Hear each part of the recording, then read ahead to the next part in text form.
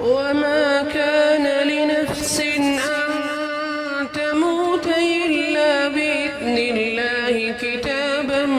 مؤجلا ومن يرد ثواب الدنيا نؤتيه منها ومن يرد ثواب الآخرة نؤته منها وسنجزي الشاكرين وكأي من نبي قاتل معه ربيون كثير فما وهنوا لما أصابهم في سبيل الله وما ضعفوا وما استكانوا